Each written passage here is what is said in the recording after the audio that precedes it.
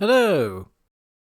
She-Hulk Attorney at Law, Episode 1, released a few days ago, and since then there has been some mixed feelings online about it. Most of them surround one specific scene. This one, to be exact. I am trying to show you that we can live between what we want and what is. But we can't pretend like we aren't two of the few people on Earth that can actually protect her. Which is why we have to make sure of your ability to tolerate distress and regulate your emotions, especially your anger. Well, here's the thing, Bruce. I'm great at controlling my anger. I do it all the time.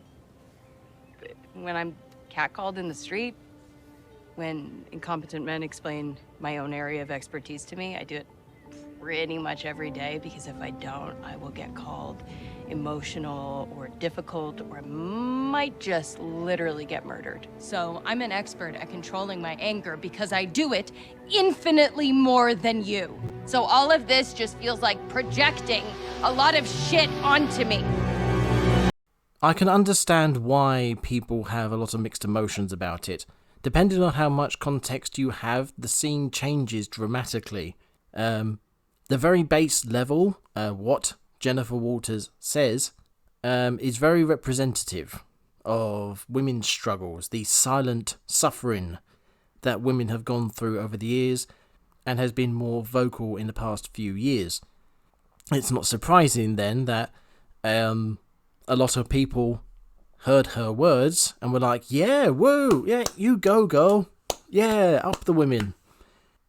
The problem is, when you then add in the context of Bruce Banner, the man she's talking to, the man who, before he had superpowers, was trying to unlock the secrets of human DNA for the betterment of humanity, a man who, because of his work, ended up gaining a medical condition. As far as I can tell, it's called multiple dissociative bipolar personality disorder. Yeah, he's not in a good place mentally. He has got problems. He's also made incredible personal sacrifices, great changes to himself and his life to benefit others. Again, this man just thinks about everybody else. This man is a saint, almost in spite of his medical condition. He still helps people, like in the Avengers film. He's found doing medical work out in the field, trying to help people in spite of the fact that he has a medical condition himself. He's doing what he can in spite of what he can't. He also knows that his condition causes him to have incredible powers, and he does use those to help people where he can. He's also aware that they are dangerous, so he tries to avoid using them when it's not necessary. There's also a big discussion about, because you've got people like S.H.I.E.L.D. and the Avengers and whatnot. I mean, there's that scene in Age of Ultron where Black Widow pushes Bruce off that ledge because she wants the Hulk. And there's a big conversation about whether it's right that these people are using Bruce for what he considers to be a curse, what is a medical condition.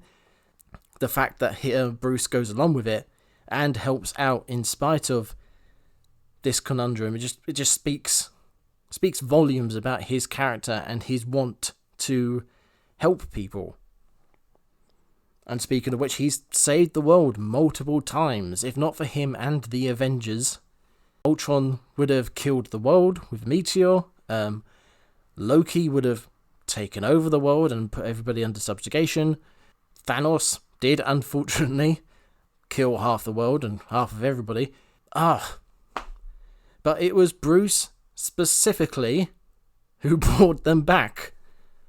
So not only has this man tried to make everybody's lives better before he got his powers, not only did he make incredible changes to his own personal life that at detriment to himself for the benefit of others, not only has he gone out of his way to help people in spite of his condition, not only has he used his condition to help others, not only has he saved the world multiple times, but he brought back half of all life. himself personally.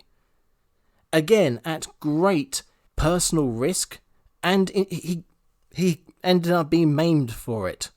This man is essentially Green Jesus. But yeah, he gets shouted at by his cousin because he's a man. But it's worse than that. It's worse than that. She shouts at him because he's trying to help her. As far as he's aware, she has the same condition as him. Obviously, through the episode, you slowly but surely find out that her condition isn't exactly the same, and she can do things a bit different to him and whatnot. But he's a scientist, he's investigating, he's working out. He's like, okay, what can we do, what can't we do? What's different, what's not? And even right at that point, he's trying to teach her self-control, essentially. That's what he's trying to teach her, self-control, to help her control herself better, which is where the whole speech comes from. Is that he says, well, we need to make sure that you can control yourself. And she says, well, I think you'll find. It's like the most obnoxious version of, well, actually. So yeah, so you have a woman who's talking about her issues and the issues that women have, but then she's using those issues and her experiences and how she feels about them, and directs that anger and frustration she gets from them at Bruce Banner, who not only is Green Jesus, but he's trying to help her at this point. It's not his fault.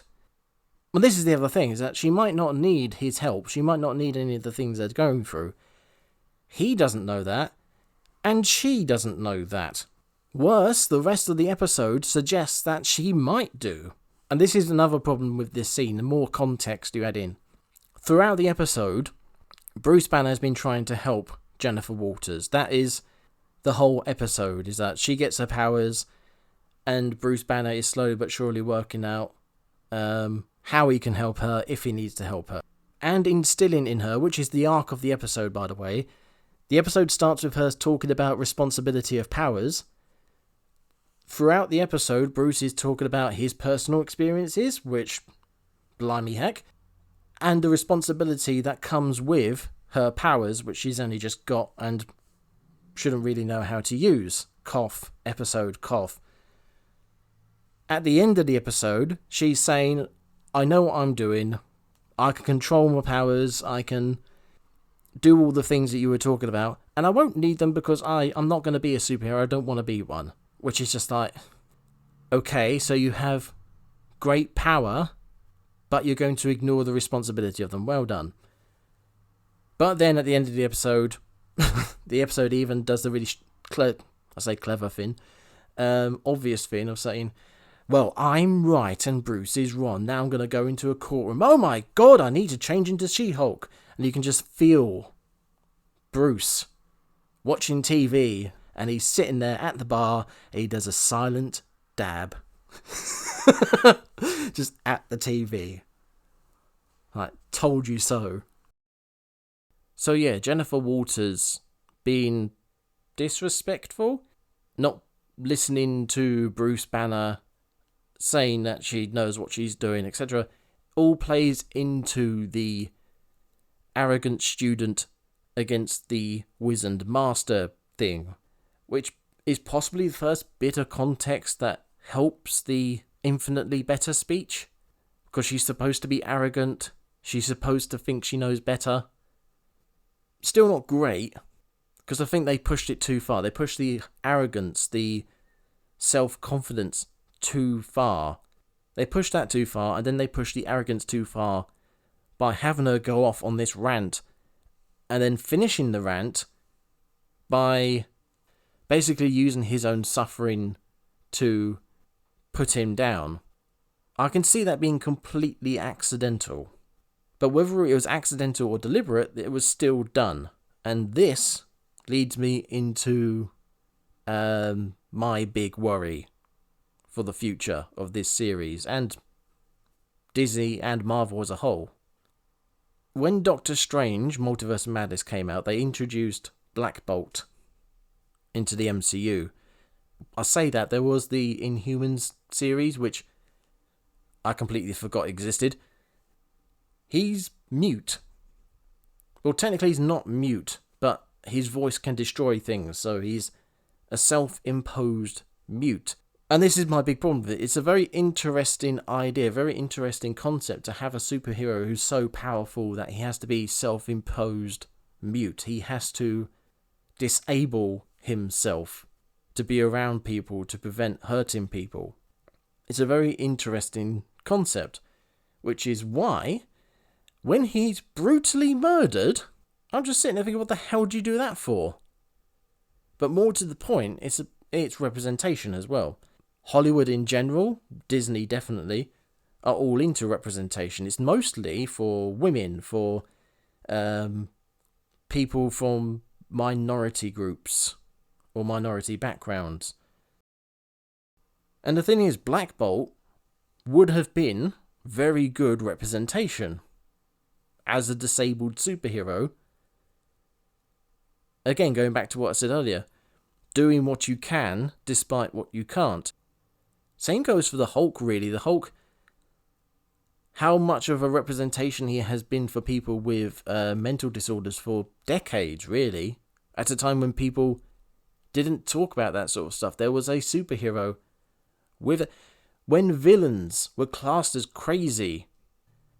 So to then have a superhero in the form of Bruce Banner who struggles with his mental health, but still helps people, it's like, good, excellent, well done. This is accidental, brilliant representation for people with mental conditions. Excellent. So to then have the Hulk barely explored in films, bad. To then center him as a target for someone else's negative opinions, even worse. They say once is an event, twice is coincidence, 3 times is a pattern. We've had Black Bolt being murdered, we've had Bruce Banner being verbally abused, and who's going to be appearing in the She-Hulk series? Daredevil, the man without fear, and the superhero known for what he can't do.